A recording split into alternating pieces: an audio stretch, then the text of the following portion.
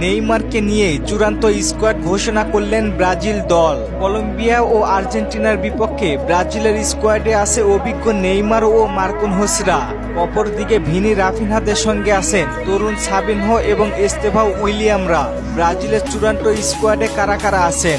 আর কিছুদিন পরে কলম্বিয়া ও আর্জেন্টিনার বিপক্ষে বিশ্বকাপ বাছাই পর্বের ম্যাচে মাঠে নামবে ব্রাজিল। আর সেই ম্যাচের জন্যই প্রাথমিকভাবে 52 জনের দল ঘোষণা করা হয়েছিল, তবে এবার চূড়ান্ত স্কোয়াড ঘোষণা করেছেন দরিবাল জুনিয়র। গোলকিপার হিসেবে আছেন অ্যালিসন বেকার, অ্যাডারসন, বেন্টো। ব্রাজিলের এই স্কোয়াডে সবচেয়ে বেশি গুরুত্ব পেয়েছে ডিফেন্ডাররা। পরীক্ষিত দানিলো, গ্যাব্রিয়েল মাগালেস, মার্কোনহোসদের সাথে জায়গা পেয়েছেন ভেন্ডারসন, উইসলি, মুরিলো ও ম্যাথিউস কুনহা।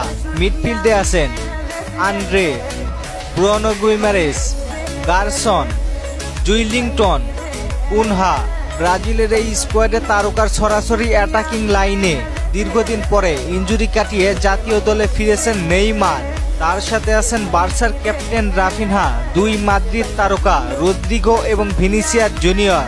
এদের সঙ্গে সুযোগ পেয়েছেন জোয়াও পেদ্রো ও এস্তেভাও উইলিয়াম। আশ্চর্যজনকভাবে এই তালিকায় জায়গা পাননি রিয়াল বেটিসের ফর্মে তুঙ্গে থাকা অ্যান্থনি একের পরে এক দুর্দান্ত পারফরমেন্স করার পরেও তাকে দলে নেয়নি কোচ দরিবাল। আগামী 21 তারিখে কলম্বিয়ার বিপক্ষে মাঠে নামবে ব্রাজিল। একই স্কোয়াড নিয়ে 26 তারিখে আবারও মাঠে নামছে আর্জেন্টিনার বিপক্ষে। এই তালিকা থেকে অনেকেই বাদ পড়েছেন Oscar, Lucas Paqueta, Gabriel Martinelli, Casemiro, Endrick, Igor Jesus, Luiz Henrique, Andreas Pereira, Lucas বেরাদ্দো।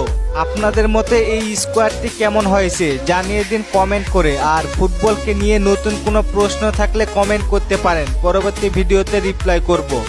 ধন্যবাদ।